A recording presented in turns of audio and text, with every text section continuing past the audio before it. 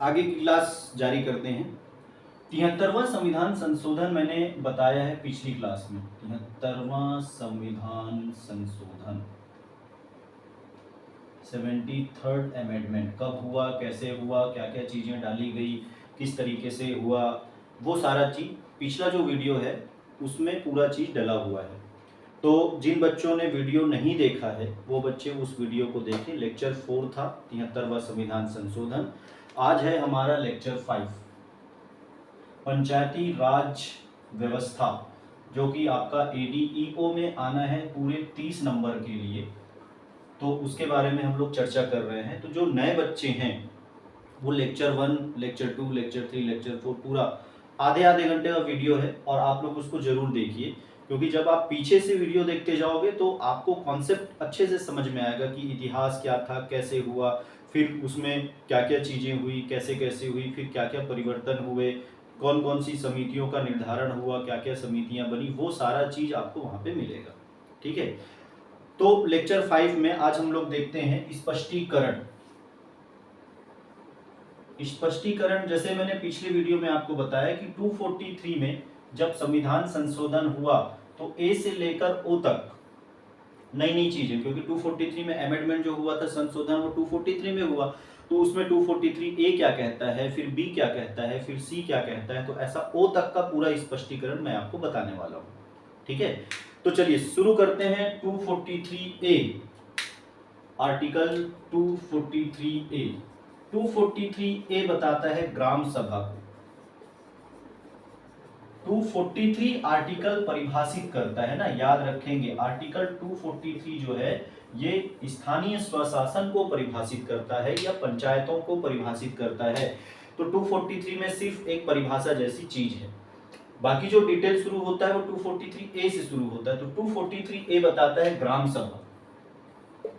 ग्राम सभा जो होगा ग्राम पंचायत के अंदर का एक निकाय होगा और ग्राम सभा बनने के बाद में ही ग्राम पंचायतों का गठन होगा। सबसे पहली चीज ये है, यदि क्वेश्चन आपसे आता है कि गठन की प्रक्रिया कैसी होगी, तो गठन की प्रक्रिया होगी सबसे पहले ग्राम सभा के बारे में बात होती है, उसके बाद में फिर पंचायतों के गठन के बारे में बात होती है। ठीक है। तो ग्राम पंचायत का गठन कैसे होगा, तो ग्राम पंचायत का गठन जो होगा, ग्राम सभा जो होगी, ग्राम सभा का क्या कार्य होगा, तो ग्राम सभा जो होगा ये 243 ए जो वर्णन करता है वो ऐसा है कि ग्राम सभा ऐसी शक्तियों का उपयोग करेगा जो राज्य के विधान मंडल द्वारा उसको प्रदत्त किया जाएगा। अर्थात ये है कि राज्य का विधान मंडल जो विधान बनाएगा, किसके लिए, ग्राम सभा के लिए जो विधान बनाएगा, जो शक्तियां वो ग्राम सभा को देगा। मतलब पावर ऑफ हब जो है, पावर हाउस जो है वो राज्य का विधान मंडल है। सारी शक्तियां जो हैं वो किसको मिलनी है, ग्राम सभा को। वहां से उसकी जितनी शक्तियां हैं वो शक्तियां ग्राम सभा को वहां से मिलनी है। तो ये 243 ए जो है वो इसका स्पष्टीकरण करता है कि ग्राम सभा क्या करेगा। 243 ए के अनुसार एक ग्राम सभा होगा और वो जो ग्राम सभा होगा वो ऐसी शक्तियों का उपयोग करेगा जो विधान मंडल द्वारा उसको दिया जाएगा। ये कहता है हमारा 243 ए। 243 बी, आर्टिकल नंबर 243 बी। चलिए 243 बी क्या कहता है, तो 243 बी कहता है पंचायतों का गठन। किस तरीके से पंचायतों का गठन होगा। अब ये गठन की जो स्थिति है, हालांकि जो हमारा पंचायत है वो पंचायत त्रिस्तरीय पंचायत है, और त्रिस्तरीय पंचायत के बारे में सबसे पहले जो बात हुई थी बलवंत राय मेहता समिति ने बताया था कि पंचायत कैसी होनी चाहिए, त्रिस्तरीय होनी चाहिए। तो उन्होंने स्तर भी बताया था, मैंने पिछले वीडियो में वो डिस्कस किया हुआ है, तो हम इसमें डिटेल में नहीं जाते हैं। ठीक है। पंचायतों का जो गठन होगा वो त्रिस्तरीय होगा। 3 स्तरीय होने के साथ एक कंडीशन ये है कि पंचायत 3 स्तर पे होंगे। कौन कौन सा स्तर होगा, ग्राम पंचायत होगा, जनपद पंचायत होगा और ये होगा जिला पंचायत। कहां पे होगा, ऐसे राज्य जिनकी जनसंख्या 20 लाख से ज्यादा है, यहां पे ये 3 स्तर मिलेंगे। ये कंडीशन आप जरूर याद रखना। ऐसे राज्य, जिन राज्यों की जनसंख्या 20 लाख से ऊपर है, वहां तीनों स्तर की पंचायत मिलेगी। जैसे मैं छत्तीसगढ़ की बात करूं तो छत्तीसगढ़ में ये तीनों स्तर दिखाई देगा, क्योंकि छत्तीसगढ़ की जनसंख्या 20 लाख से ज्यादा है। और ऐसे राज्य जहां पर 20 लाख की जनसंख्या नहीं है, वहां पर ग्राम और जिला ये 2 मिलेगा। ऐसे राज्य जिनकी जनसंख्या 20 लाख से कम है। तो ये कंडीशन, आप दो कंडीशन है ये याद रखिए। 20 लाख से ऊपर की जनसंख्या है तो ये तीनों स्तर आपको मिलने वाला है, लेकिन यदि 20 लाख से कम है तो 20 लाख के कम की स्थिति होने पर वो आपको सिर्फ कौन सा मिलेगा, ये दो मिलेगा। जो बीच का है मध्यवर्ती स्तर है वो मध्यवर्ती स्तर नहीं होगा। ठीक, तो क्वेश्चन ऐसा भी पूछा जा सकता है कि जिन राज्यों की जनसंख्या 20 लाख से कम है वहां पर मध्य स्तर नहीं होगा, ग्राम स्तर नहीं होगा, जिला स्तर नहीं होगा, या इनमें से कोई नहीं। चार ऑप्शन आपके पास है, तो पता होना चाहिए कि 20 लाख से कम है तो क्या नहीं होगा, हमारा मध्य स्तर नहीं होगा। उसके बाद बात करते हैं 243C। 243C कहता है संरचना, स्ट्रक्चर, पंचायतों की संरचना।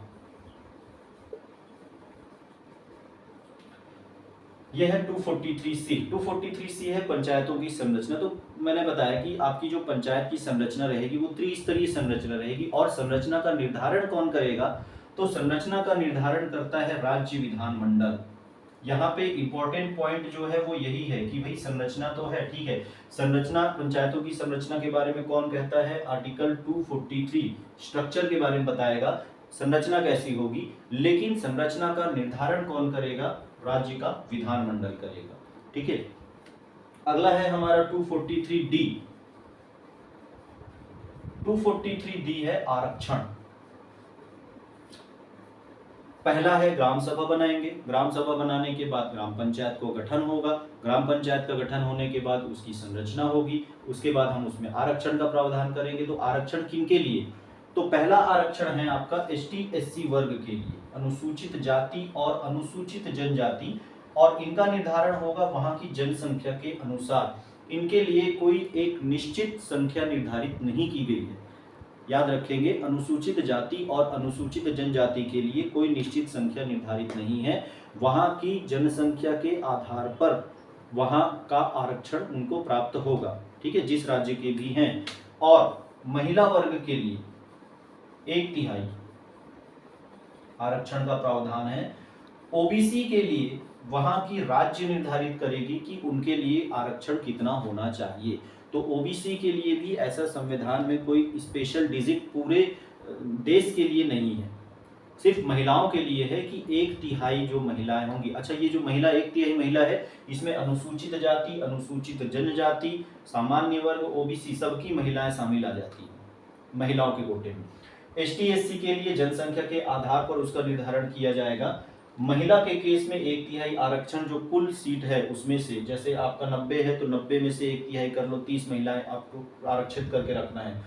ओबीसी के लिए राज्य का विधानमंडल देखेगा कि राज्य के विधानमंडल के आधार पे वहां पर ओबीसी वालों को कितना आरक्षण दिया जाना है।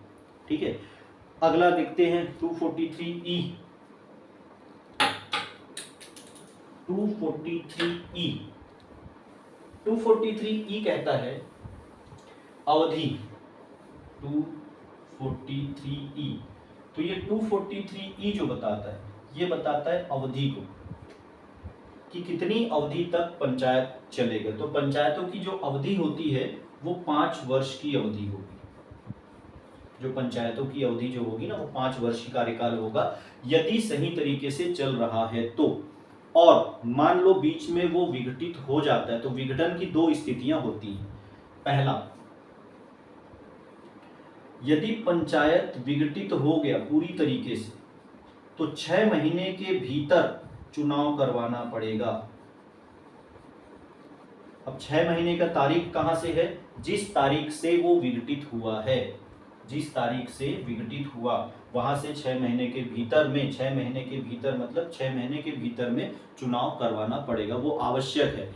या फिर विघटित होने के बाद नई सरकार बन जाए, नई पंचायत का गठन हो जाए। भाई विघटित तो हो गया 5 वर्ष में, जैसे मान लो 3 वर्ष के बाद में विघटित हो गया और राजनीतिक रूप से विघटित हुआ तो उसमें कोई नया आ गया, तो अब जो नया आ गया उसका कार्यकाल कितना होगा, तो उसका कार्यकाल और अगला 5 साल नहीं होगा, उसका कार्यकाल जो बचा हुआ हिस्सा है उतना ही होगा। जैसे मान लो सेम स्थिति हमारा जो होता है वो लोकसभा के लिए होता है, सेम स्थिति विधानमंडल के लिए होता है, और वैसी ही स्थिति ग्राम पंचायत, जनपद पंचायत सबके लिए चलेगा।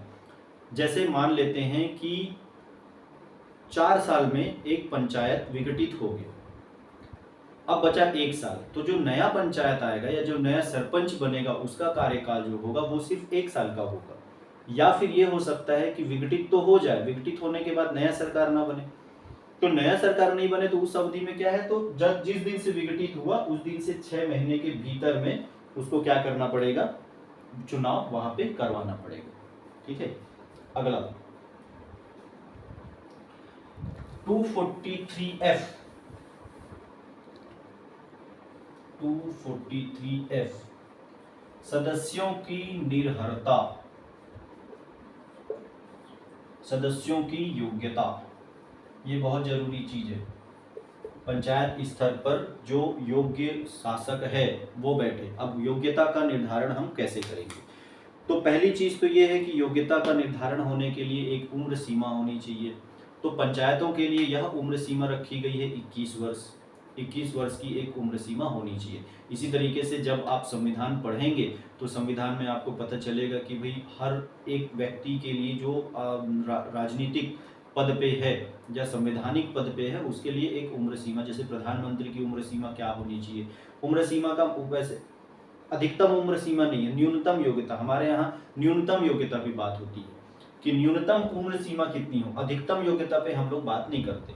जैसे 90 साल का आदमी है तो 90 साल का आदमी भी सरपंच बन सकता है, लेकिन 20 साल का है तो 20 साल वाला सरपंच नहीं बनेगा। तो इसकी जो अवधि निर्धारित की गई है, मतलब जो वर्ष है, योग्यता का वर्ष रखा गया है 21 वर्ष,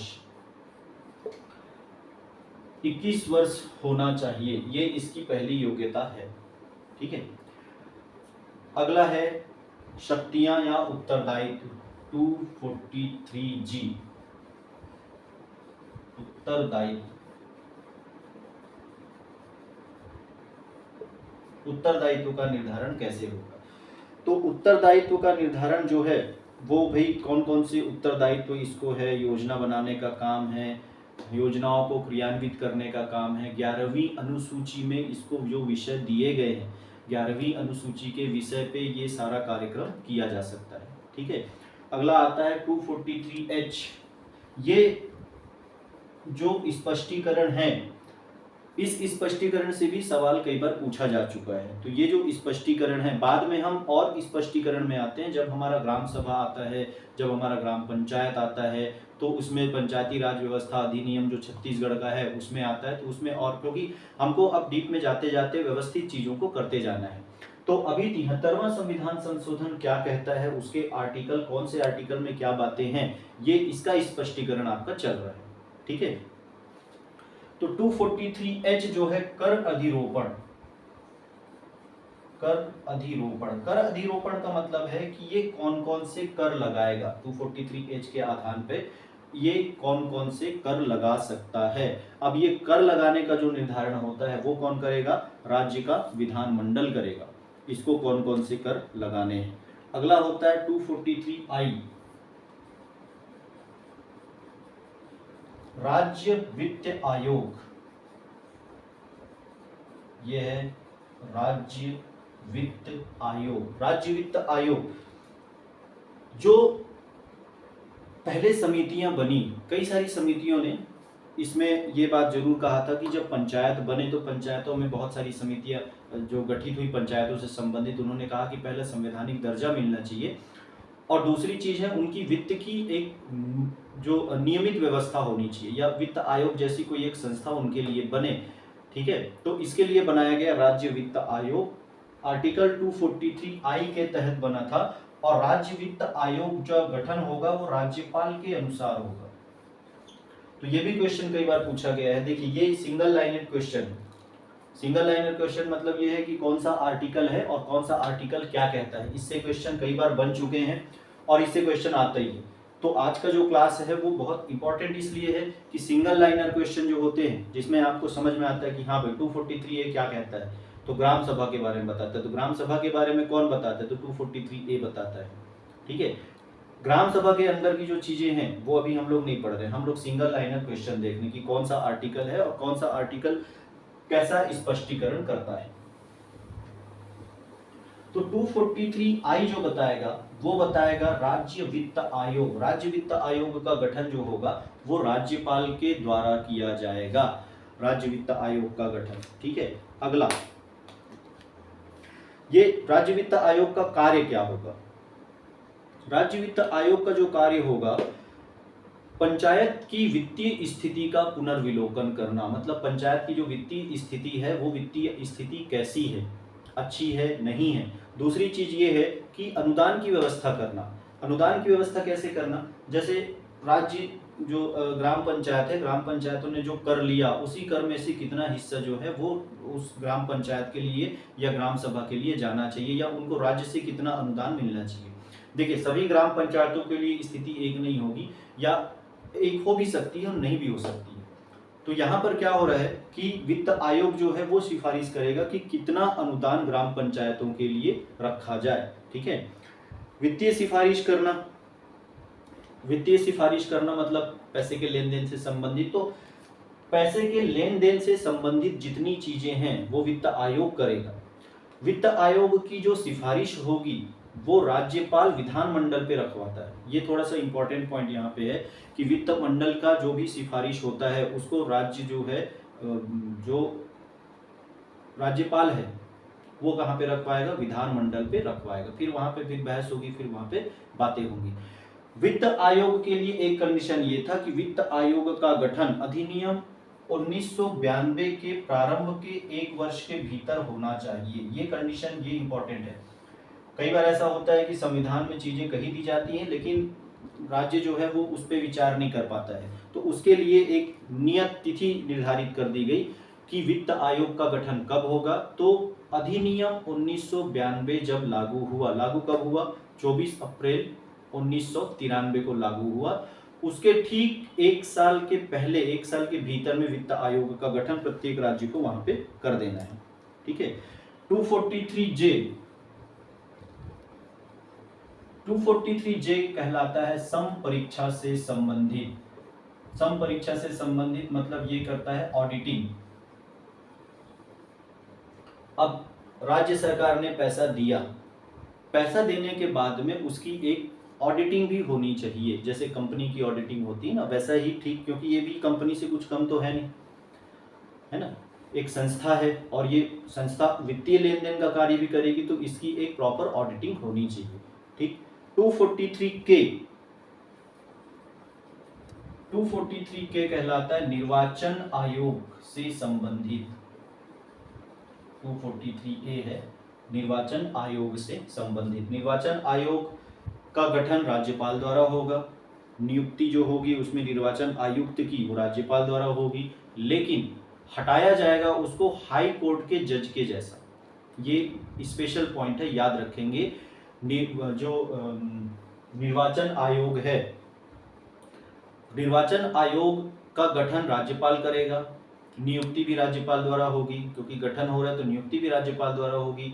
अब नियुक्ति जब राज्यपाल द्वारा होगी, लेकिन जब हटाने की बात आएगी तो हाई कोर्ट के जज को जैसा हटाया जाता है, जो संवैधानिक प्रावधान है। जब संविधान आप लोग पढ़ेंगे तो उसमें आप लोग को वो चीजें क्लियर होंगी कि जो संवैधानिक प्रावधान है उसके अनुसार उसको हटाया जाएगा। ठीक है, ऐसा नहीं है कि भैया चला गया हट जाए, ऐसा नहीं होता। या कोई राज्य सरकार आई, जैसे बहुत सारे पद ऐसे होते हैं जो संवैधानिक पद के अलावा बहुत सारे पद आप लोगों ने देखा होगा कि जब सरकार बदलती है तो वो पद के लोग भी बदल जाते हैं। ठीक है, तो वो राजनीतिक पद होते हैं। यहाँ पे बात हो रही है संवैधानिक पद की, प्रशासकीय पद की। तो संवैधानिक पद जो है उसको हटाने की एक प्रॉपर प्रक्रिया होती है। राज्य सरकार चाहे भी तो उसको नहीं हटा सकते हैं। ठीक है, मतलब सीधा सीधा उनको नहीं हटाया जा सकता है। निर्वाचन की जो विधियां होगी वो राज्य विधानमंडल के द्वारा होगी। निर्वाचन की विधि का निर्धारण जो होगा वो राज्य विधानमंडल तय करेगा। ये कहता है 243K। अगला 243L, 243L कहता है संघ राज्य क्षेत्र में लागू।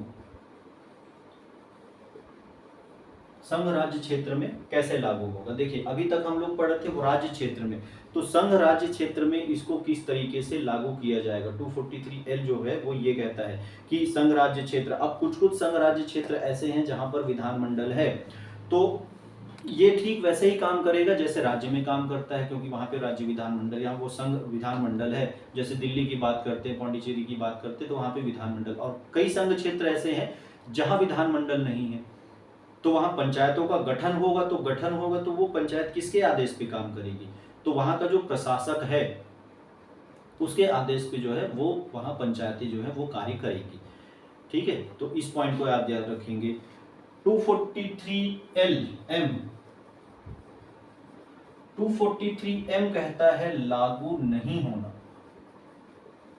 कहां कहां पर ये लागू नहीं होगा। देखिए जो संवैधानिक संशोधन हुआ उसमें एक एक चीज को बहुत अच्छे से वर्णित किया गया है, एक एक आर्टिकल इसका बहुत महत्वपूर्ण है। यदि आप तैयारी कर रहे हो, ADEO की तैयारी कर रहे हो या इस तरीके की किसी भी कॉम्पिटिटिव एग्जाम की तैयारी में लगे हो, तो आपको ये एक एक पॉइंट जो है शब्दशः थोड़ा याद होना चाहिए। शब्दशः याद नहीं है तो भी कम से कम आर्टिकल है और वो आर्टिकल किसके बारे में संबंधित है वो आपको याद होना चाहिए। जैसे 243A B C D E F G H I जो है वो क्या कहता है, किसके बारे में बात कर रहे हैं, और मैंने आपको वो याद करने का तरीका जो है पिछले वीडियो में बताया। उसकी प्रॉपर एक स्ट्रक्चरिंग करके रखो। ग्राम सभा के बाद ग्राम पंचायत कैसे बनेगा, फिर उसका गठन कैसे होगा, फिर उसकी संरचना कैसे होगी, फिर उसमें आरक्षण कैसे देंगे, वो सारा चीज आप याद करते जाओ और उसको पॉइंट टू पॉइंट वैसे ही पढ़ो। हाँ, तो 243M क्या कहता है। 243M कहता है लागू नहीं होना। हर जगह पंचायत लागू नहीं है। ठीक है, पंचायत जो है हर जगह लागू नहीं है। तो कहां कहां लागू नहीं है, जैसे पंचायत लागू नहीं है हमारा नागालैंड, मणिपुर, मिजोरम, नागालैंड, मेघालय, मिजोरम, ये यहाँ पर पंचायतें, मतलब जो पूर्वी क्षेत्र है, पूर्वी क्षेत्रों में भी ये 3 जगह है, नागालैंड, मेघालय और मिजोरम, इसके लिए अलग से परिषद का गठन होता है, यहाँ पंचायतें काम नहीं करती हैं। दूसरा है मणिपुर के कुछ पर्वतीय क्षेत्र,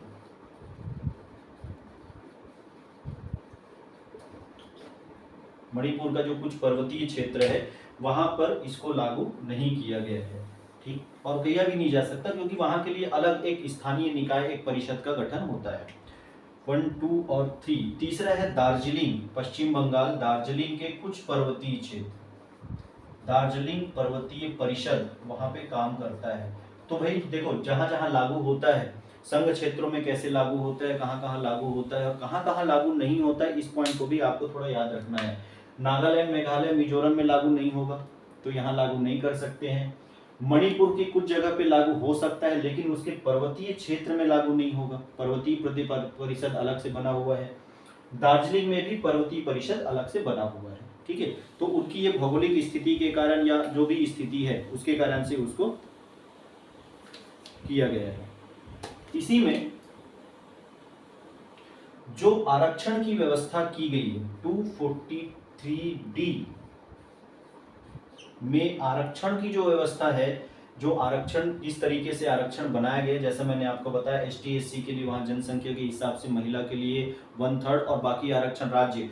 तो ये जो नियम है ये अरुणाचल प्रदेश के लिए लागू नहीं होता। अरुणाचल प्रदेश जो है ये अपवाद है, याद रखेंगे। अरुणाचल प्रदेश जो है वो वहां के लिए क्या है, अपवाद की स्थिति है। ठीक है, अगला है पंचायतों का बने रहना। कौन सी पंचायतों का बने रहना, 243N। 243N कहता है पंचायतों का बने रहना।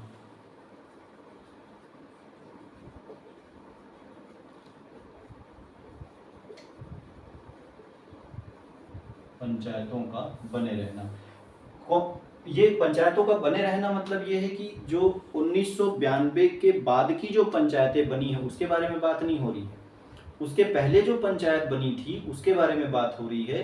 कि जैसे बलवंत राय मेहता समिति जब आया तो मैंने आपको बताया कि 3 जगह थे, कर्नाटक, एक पश्चिम बंगाल, एक आंध्र प्रदेश में पंचायतें बनी। मतलब ये जो पंचायतें बनी बलवंत राय मेहता सिफारिश के बाद से ही ये बन गई थी। ठीक है। तो ये जो पहले बन गई थी वो पंचायतें बनी रहेंगी। कैसे बनी रहेंगी? तो वो पंचायतें जो है वो 1 वर्ष तक बनी रहेंगी। अधिनियम 1992 के लागू होने के 1 वर्ष तक वो पंचायत चाहे तो बनी रह सकती है, या तो चाहे तो विघटित होकर नए सिरे से अपना काम कर सकती है। ठीक है। और लास्ट वाला आता है 243O। 243O में न्यायालय को दूर रखा गया है। पंचायत से संबंधित मामलों में न्यायालय का हस्तक्षेप जो है वो वर्जित है। जैसे परिसीमन होता है, तो परिसीमन से संबंधित किसी भी चीज में न्यायालय जो है वो हस्तक्षेप नहीं कर सकता है। जैसे वित्त आयोग की सिफारिशें हो गई, जैसे चुनाव की बात हो गई है। हाँ, देखिए न्यायालय का हस्तक्षेप थोड़ा सा डाउट वाला जो चीज होता है। अब न्यायालय का हस्तक्षेप सीधा सीधा कभी भी नहीं होगा। न्यायालय का हस्तक्षेप होगा जब कोई याचिका पड़ जाए, तो उसके बारे में न्यायालय बात कर सकता है। और ये सिर्फ इस केस में नहीं होता, बाकी सभी केस में ये चीजें हो सकती हैं। तो न्यायालय का कुछ मामलों में न्यायालय जो है वो वर्जित किया गया है कि न्यायालय सीधा सीधा उस मामले में नहीं बोल सकता है। वैसे तो न्यायालय चाहे तो किसी भी मामले में अपनी राय रख सकता है, लेकिन जब तक मामला न्यायालय के पास नहीं जाएगा तब तक न्यायालय उस बारे में कुछ भी नहीं कहेगा। ठीक है। तो ये चीजें हैं, आपको इसमें थोड़ा सा याद रखना है 243A से लेकर 243O तक की चीज। अगली क्लास में मैं आपको बताऊंगा जो अनुसूचियां बनी वो अनुसूची में कौन कौन से जो 29 विषय दिए गए थे वो 29 विषय कौन कौन से हैं। ठीक है। तो आप पढ़ते रहिए, इसको याद करते रहिए, लगातार आप तैयारी कीजिए, रुकिए मत। रेगुलरिटी बहुत जरूरी है। आप धीरे धीरे धीरे धीरे आप लगातार, क्योंकि अभी पोस्ट आया नहीं, डिक्लेयर हुआ नहीं, कब होगा, लेकिन फिर भी हम मान के चलते हैं कि हमारे पास टाइम है, इतना टाइम है कि हम सिलेबस को कम से कम 2 बार पढ़ लें। और बार बार आप सिलेबस को पढ़ते जाइए। बार बार आपके पास सिलेबस को पढ़ने का मतलब ये नहीं कि सिलेबस को ही पढ़ रहे हैं, सिलेबस के अंदर की जो चीजें हैं जो हम बता रहे हैं उसको आप पढ़ते जाइए। आप रेगुलर रहोगे तो सफलता आपके पास आएगी। यदि आप रेगुलर नहीं हो तो आपके सफल होने के चांसेस बिल्कुल भी नहीं है। तो आपको रेगुलर होना पड़ेगा। कई लोग अचानक नींद से जागते हैं, एग्जाम का टाइम है चलो 2 रात पढ़ लेते हैं, एकदम मतलब अचानक नींद से जागेंगे, एकदम कुंभकर्णी नींद में सोए रहेंगे, और एग्जाम का टाइम है चलो भैया 2 दिन पढ़ते हैं, 3 दिन पढ़ते हैं। ये प्रतियोगी परीक्षा है, ये कॉलेज की परीक्षा नहीं। कॉलेज की परीक्षा होगी तो आप ऐसा पढ़ के निकाल सकते हो, आपके पास एक गाइड होगा, उसमें से क्वेश्चन आएंगे, ट्रेडिशनल टाइप की चीजें होती है। क्योंकि कॉलेज भी चाहता है कि भैया पास हो और अपनी शकल बाहर करो। ठीक है, शकल मत दिखाना बोलता है कॉलेज दोबारा। लेकिन ये प्रतियोगी परीक्षा है, और प्रतियोगी परीक्षा में सफल होने के लिए आपको कठिन परिश्रम के साथ साथ रेगुलर परिश्रम भी जरूरी है। कोई भी प्रतियोगी परीक्षा होगी तो कठिन परिश्रम तो चाहिए, साथ में रेगुलरिटी आपकी जरूरी होनी चाहिए। ठीक है, ठीक, पढ़ते रहिए।